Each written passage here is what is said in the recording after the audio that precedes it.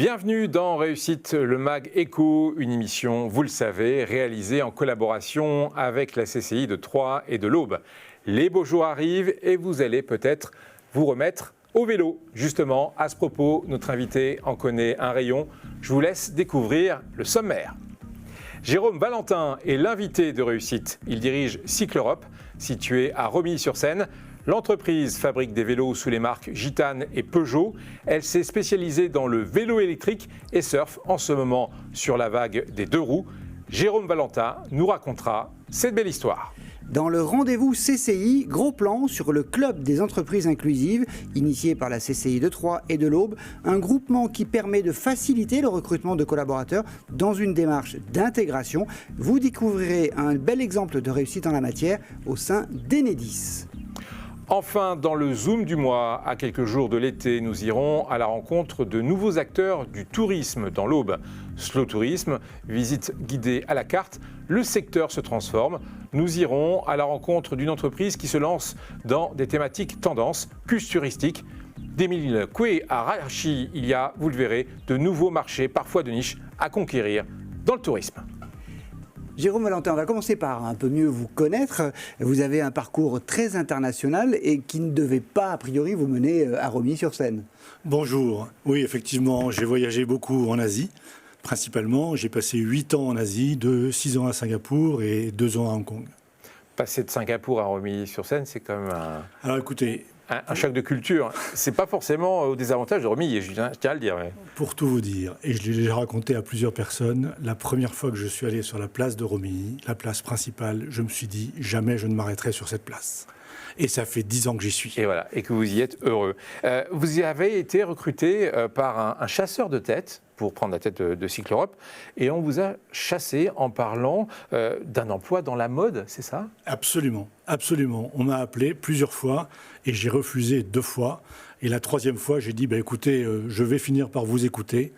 Et c'était en fait la voix de l'actionnaire qui considère, et je pense qu'aujourd'hui, 10 ans après, il avait parfaitement raison, de considérer le vélo comme un article de mode. Et moi qui venais de l'industrie, des composants industriels, des batteries, franchement, je ne me voyais pas vraiment travailler dans ce domaine. Et je vous avoue que je suis tout à fait épanoui. Alors on va revenir un petit peu en arrière, justement, quand vous arrivez en 2011 à la tête de l'entreprise. Où est-ce qu'en est l'entreprise Cycle Europe ? Alors, l'entreprise Cycle Europe, en 2006, un grand plan social, d'accord, et le directeur général de l'époque, quelques années après, quitte l'entreprise. Et lorsque j'arrive en 2011, eh bien, ça fait 3 ans qu'il n'y a pas de direction générale. Donc l'entreprise est un petit peu désorientée, même si l'ensemble des employés ont une volonté d'aboutir et de faire croître leur entreprise. Justement, quelles sont les décisions importantes que vous avez prises pour redévelopper l'entreprise à partir de ce constat ? Alors la première décision, je pense qu'elle s'applique dans beaucoup de cas, c'est le choix des hommes. Et à un moment donné, ce choix des hommes s'est finalement fait relativement facilement, puisque certains se sont rendus compte, en fait, qu'ils n'étaient pas en phase avec la nouvelle stratégie que je souhaitais mettre en place. Et donc, pendant les 5 premières années, ça a été de mettre en place une équipe dynamique que nous avons aujourd'hui au niveau du comité de direction. Il y a eu d'autres décisions fortes ? Oui, bien sûr. Des canaux de distribution, changement de canaux de distribution, renouvellement de l'offre produit, recrutement de nouveaux collaborateurs, donc un certain nombre d'éléments dans les différentes facettes de l'entreprise. Oui, parce que vous avez décidé de ne pas multiplier les points de vente, mais plutôt de les cibler pour être plus performants sur des points de vente spécifiques. Tout à fait, absolument. En fait, on était très dispersés en termes de stratégie de distribution, et en fait, il s'agissait de se reconcentrer sur des points de vente avec une activité plus importante par point de vente plutôt que beaucoup de petits points de vente. Ce qui est chronophage. Petite particularité aussi, c'est que vous vous êtes inscrit volontairement dans la durée pour mettre en place cette stratégie. Alors, effectivement, vous avez parfaitement raison, mais ça fait partie de la culture de l'actionnaire qui, lui, avait effectivement décidé, c'est un actionnaire familial, un actionnaire unique, et donc ça fait partie de son ADN d'investir sur l'avenir plutôt que de gérer l'entreprise au trimestre, comme le font certains anglo-saxons. Alors, pour mieux comprendre Cycle Europe, il était important d'aller voir comment votre entreprise fabrique des vélos avec une capacité de production de 450 exemplaires par jour, principalement des vélos électriques. 450 exemplaires par jour, ce n'est pas rien. Christian Vieira s'est rendu sur place. Produire un vélo en ce moment, à quoi ça ressemble? Son reportage. Ici, les 180 salariés de Cycle Europe assemblent près de 80 000 vélos par an. Durant les 18 mois de conception d'un modèle, en amont, le bureau d'études intègre les besoins de la production. Qu'on appelle finalement la convergence entre le style et la technique, c'est-à-dire qu'on a besoin d'avoir tous les éléments identitaires du vélo, mais il faut qu'on puisse l'assembler et à moindre coût, y passer ne serait-ce qu'une visseuse. Si on ne les prend pas en compte dès le début, on se retrouve vite avec quelque chose qui est insurmontable. Avant l'assemblage, quelques pièces nécessitent d'être préparées, comme le montage des roues et la finition des cadres. Un vélo, on peut dire que c'est environ une centaine de pièces à assembler. Bien entendu, toutes les pièces arrivent démontées. Donc là, par exemple, les roues, on les assemble sur le site. Alors l'intérêt de faire la couleur en interne, c'est qu'on peut choisir au dernier moment la couleur que le client veut. Et qu'il veut plus de rouge ou plus de bleu, et on fait du rouge à la place du bleu. La dame est en train de poser les décors à l'eau, sur le cadre.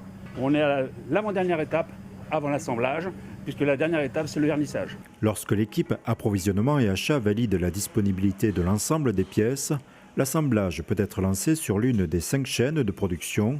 La plus récente date de mai 2020. Donc c'est une chaîne aérienne, et les vélos n'ont pas tous les mêmes tailles, n'ont pas tous les mêmes formes. Donc ça, c'est un gros avantage. Mais on commence par les opérations d'assemblage de direction, c'est-à-dire le jeu de direction, les fourches et la potence. Après, on va commencer à monter les porte-bagages et les garde-boue arrière, le boîtier pédalier, l'assemblage des roues, les réglages de transmission. Depuis le début des années 2000, l'assemblage des vélos à assistance électrique a augmenté tous les ans pour atteindre aujourd'hui plus de 90% de la production. Toute étape comprise, 3 heures sont désormais nécessaires pour assembler un vélo. Un certain nombre de connexions pour le feu avant, le feu arrière, le contrôleur, le display, le throttle, etc.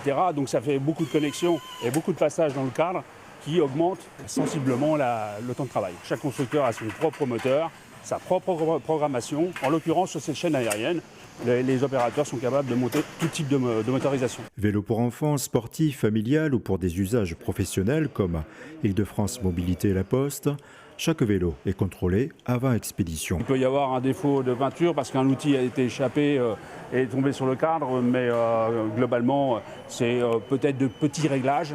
Ces vélos à assistance électrique seront expédiés auprès des clients et distributeurs dès le lendemain. Jérôme Valentin, on a vu dans le reportage, l'entreprise c'est 180 personnes, mais parmi ces 180 personnes, il y a pas mal d'intérimaires. Ça veut dire que vous êtes en permanence aussi en formation de ces intérimaires? C'est exactement notre défi. C'est notre défi de tous les jours d'avoir effectivement des gens qui soient formés à l'assemblage du vélo, aux techniques du vélo. Et il y en a un certain nombre qui reviennent périodiquement. Mais c'est sûr que le vrai challenge, c'est de former de nouvelles personnes en permanence. Au point qu'on réfléchit à monter une école de techniciens vélo sur Romilly-sur-Seine. Ouais, ce qui serait une nouvelle étape assez incroyable. On se retrouve dans un instant après une courte pause. On en saura plus sur le marché du vélo en développement constant. Et puis Jérôme Valentin nous parlera des marques emblématiques de Cycle Europe, Peugeot et Gitane. A tout de suite.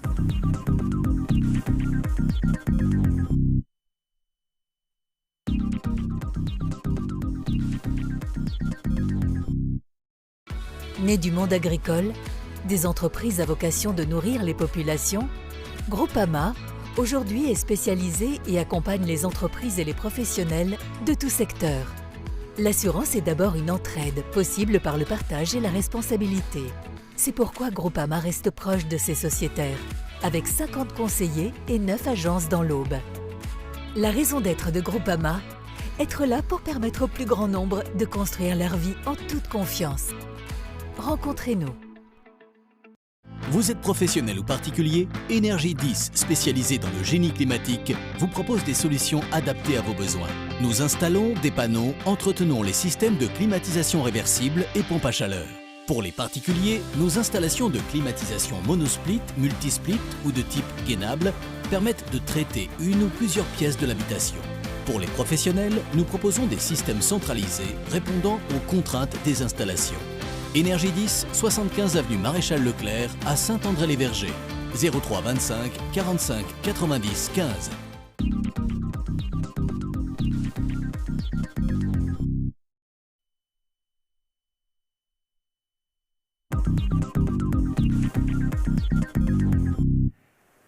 Suite de réussite, le MAG Eco, Jérôme Valentin est le grand témoin de l'émission. Il dirige la société Cycleurope, basée à Romilly-sur-Seine, qui fabrique des vélos, notamment électriques. Jérôme Valentin, vous travaillez sur deux grandes marques, on l'a vu, Peugeot et Gitane. Alors pourquoi seulement ces deux marques et pourquoi ces deux marques-là? Alors, ces deux marques-là, en fait, faisaient partie, en 1992, d'un groupe qui s'appelait Cycleurope, et qui avait été monté par un fabricant espagnol qui s'appelle BH. Donc il avait racheté l'entreprise Gitane et il avait racheté l'entreprise Peugeot de Romilly-sur-Seine. Il a monté ce groupe-là. 4 ans après, en 1996, notre actionnaire, Grimaldi, rachète ce petit groupe Cycleurope, à l'exception de BH, à l'exception de l'espagnol qu'il avait monté. Voilà l'histoire de ces deux marques. Mais en tout cas, quand on a une telle concurrence dans votre secteur, avoir des marques aussi belles, parce qu'elles résonnent dans la mémoire collective, ça doit être vraiment un bonheur, non?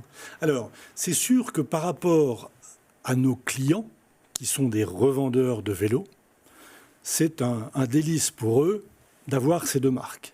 Maintenant, ça ne suffit pas. Comme vous le savez, la marque ne suffit pas. Il y a la qualité du produit, il y a la qualité du service, d'accord, qu'il faut bien évidemment accompagner. Les difficultés qu'on a sont plus celles d'avoir arrêté le vélo pendant une dizaine d'années pour Peugeot et de l'avoir reprise entre 1999 et 2009. Et ça, c'est une vraie difficulté qui nous a coûté 5 ans de reprise progressive. Oui, parce que les vendeurs, vous avez un peu oublié. En fait. Exactement. Voilà. Mais c'est un secteur très concurrentiel. Alors, effectivement, j'allais le dire, aujourd'hui en France, on compte à peu près presque 200 marques de vélos à assistance électrique en concurrence avec nous. Donc c'est vraiment un marché très concurrentiel et qui l'est de plus en plus. Mais avec des variétés très importantes Tout au à niveau fait. de la qualité. Tout à fait. Vous avez bien évidemment peut-être une vingtaine ou une trentaine tout de même de marques qui sont haut de gamme. Et dans lesquelles vous vous situez. Absolument. On l'a vu avec ces dernières années, notamment avec la pandémie, le vélo, et notamment le vélo à assistance électrique, est monté en flèche. C'est une vraie tendance de fond ou c'est finalement une conjoncture qui pourrait passer selon vous? Alors vous avez deux phénomènes, un phénomène structurel et un phénomène conjoncturel. Le phénomène structurel, c'est que si vous regardez les 10 dernières années, la croissance du VAE, du vélo à assistance électrique, était de 25% par an, tous les ans. Donc ça, c'est une tendance qui ne va pas baisser et elle va monter jusqu'à 50% du parc de vélos. Par contre, il est bien évident qu'un certain nombre d'événements conjoncturels tels que les grèves, les gilets jaunes et la crise sanitaire, bien évidemment que nous avons connue, ont favorisé le déplacement individuel tel que le vélo. Pour faire grandir Cycleurope, quels sont vos projets à moyen ou long terme? Alors écoutez, il y en a un qui est très court terme et qui sera révélé le 21 juillet 2021. Et vous allez le dire? C'est en fait une nouvelle identité, absolument, une nouvelle identité pour la marque Gitane. Je ne vous en dis pas plus. Bon, c'est un petit scoop. Mais un petit scoop, on révèle une nouvelle identité et un nouveau positionnement, parce qu'effectivement, on veut que Gitane reprenne ses couleurs d'origine, si je puis dire. Gitane, c'est une couleur française. Est-ce que le Made in France, c'est un gage sur le marché important? Alors, d'une façon générale, oui. À partir de là, ce n'est pas pour ça qu'un produit Made in France sera acheté, s'il est trop cher. D'accord ? Donc, et c'est pareil dans le vélo, c'est forcément un gage, et les gens, ils sont attachés pour les vélos, pour la marque Peugeot comme pour la marque Gitane, mais c'est pas forcément l'acte d'achat qui est décidé par cette mention. Dernière question, vous avez fait vos preuves dans le vélo électrique, ça fait maintenant un bon nombre d'années que Cycleurope est en pointe là-dessus. Vous travaillez aussi sur le vélo à hydrogène. C'est quelque chose de très particulier, ça. Tout à fait. Alors, quand on dit vélo électrique, on ne dit pas la nature de l'énergie avec laquelle il fonctionne. Aujourd'hui, la majorité des vélos électriques fonctionnent avec une batterie lithium-ion. Et nous, ce qu'on envisage, effectivement, c'est de remplacer cette batterie lithium-ion par une cartouche d'hydrogène, une pile à combustible qui va alimenter le moteur. Pour quels avantages? Alors, les avantages, c'est que vous êtes totalement indépendant de la prise de courant. D'accord ? Et à ce moment-là, vous avez une cartouche, vous choisissez en plus le nombre de cartouches, sont des petites cartouches très transportables, et réutilisables bien sûr, et recyclables, et vous choisissez le nombre de cartouches en fonction de votre course. Vous voulez faire 20 km ou 300 km, vous avez le choix. Très prometteur. On se retrouve dans un instant pour la dernière partie de Réussite. Vous verrez que des entreprises auboises s'engagent dans des démarches solidaires de recrutement et nous découvrirons des nouvelles manières d'attirer les touristes dans l'Aube. A tout de suite.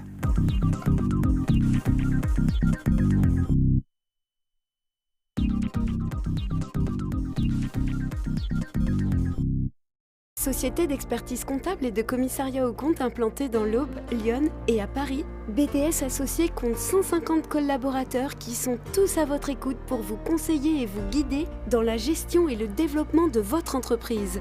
Chaque jour, une équipe dédiée et performante vous accompagne dans la réalisation de vos objectifs et la réussite de vos projets en mettant à votre disposition un ensemble d'outils modernes et digitaux. Venez pitcher votre projet pour le faire décoller à l'occasion des mercredis BDS. Retrouvez toutes les informations sur le site de BDS Associés. Batitol à Crenay, c'est un centre-service dédié aux artisans et agriculteurs, mais aussi aux particuliers. Batitol, c'est votre spécialiste dans les tôles bac acier et panneaux sandwich isolés pour toiture, bardage et leurs accessoires. Les aménagements intérieurs de bâtiments sur mesure, les abris de jardin, garages et locaux extérieurs isolés. L'équipe de Batitol étudie tous vos besoins, vous conseille et vous propose des produits précis et adaptés. Contactez-nous, Batitol à Crenay, Zac des Sources, 03 25 43 10 10.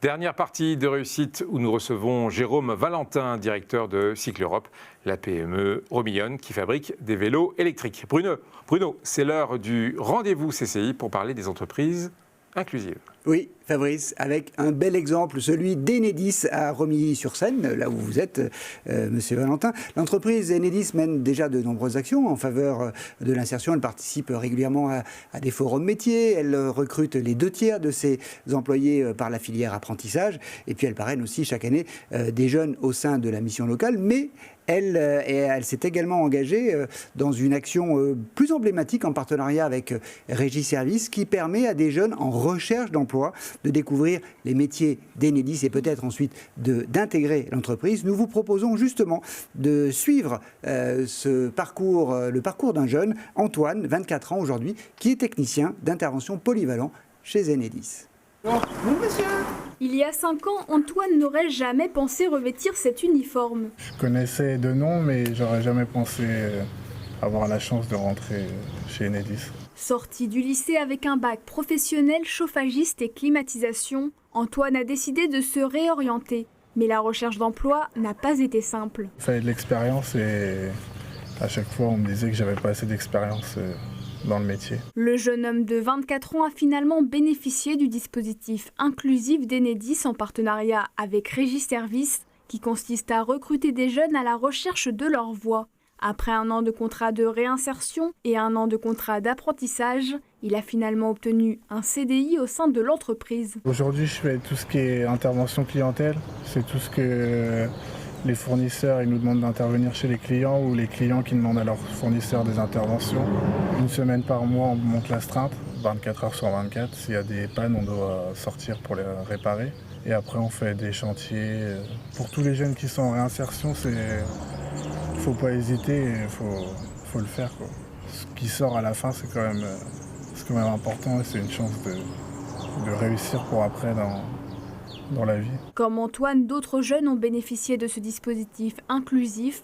Au total, en 10 ans, 32 jeunes ont été formés chez Enedis et 11 ont obtenu un contrat. On a tous les profils, on a réussi à toucher des filles, ce qui est assez difficile pour nous à recruter.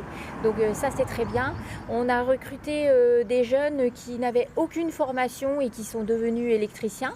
Et puis on a recruté des jeunes qui avaient eu un bac général par exemple, mais qui n'avaient vraiment pas idée de leur parcours professionnel. Et ça nous permet d'élargir notre champ de recrutement, de toucher des publics que l'on n'aurait pas eu comme candidat sur des postes par une filière classique, on va dire, par une annonce classique.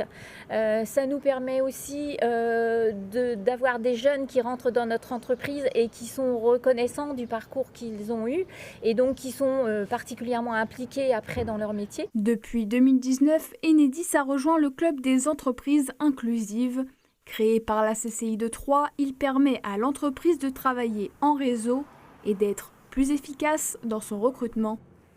Et si vous voulez faire partie du club des entreprises inclusives comme Enedis, je vous donne les coordonnées de ce club créé par la CCI, 03 25 43 70 45, ou bien vous pouvez contacter le mail qui s'affiche sur votre écran. Jérôme Valentin, vous seriez prêt à prendre ce genre de démarche d'inclusion ? Écoutez, je crois qu'en tant que président d'une entreprise, une de mes missions, c'est de donner une chance à chacun. Donc la réponse est oui, tout à fait. Et en plus, ça correspond à la dimension sociale de l'entreprise qui nous est dictée par notre actionnaire, justement, d'investir sur les ressources humaines. En tout cas, je crois que vous avez aussi des personnalités à mobilité réduite. Absolument, absolument. On embauche pas mal on emploie et on embauche pas mal de gens. Et notamment, on a beaucoup de contrats d'alternance dans l'entreprise, justement, pour donner les chances aux gens. Et très souvent, ils nous rejoignent avec un contrat à durée déterminée. Indéterminée, pardon. Un beau signe des temps. Un petit air de vacances dans le Zoom du mois. Zoom sur les nouvelles manières de faire du business dans le tourisme. On le sait, l'Aube est en pointe sur le concept de slow tourisme, une tendance qui consiste à prendre son temps en privilégiant les petites balades et en utilisant des moyens plutôt doux comme le vélo par exemple. L'heure n'est plus au tourisme de masse, mais bien plutôt à un tourisme à la carte, à des propositions touristiques de niche qui peuvent avoir un fort développement. Un exemple avec la PME auboise Culturistique qui propose des visites guidées très pointues dans Troyes sur le thème des mille couets ou de Rachis. Le reportage de Christian Vira. Consultante en ingénierie culturelle et touristique, depuis l'été 2020, Delphine Yaguet propose via son site Culturistique son propre concept de rencontre patrimoine très pointu sur le thème du rabbin juif né à Troyes, Rachi Salomon. Rachi, Echad Migdolei Parshanei Haolam Shenolad Vechai Betroyes. Ces visites sont disponibles en hébreu, français, espagnol ou anglais. D'un point de vue économique, elles suivent une règle de base. Elles comblent une demande insatisfaite. Il s'agit de publics déjà connaisseurs, parce qu'il y a une vraie attente. C'est presque un lieu de pèlerinage de venir à Troyes pour les Juifs du monde entier. Les Juifs de cette époque, leur langue natale, c'est le champenois. L'hébreu n'est utilisé que pour le culte.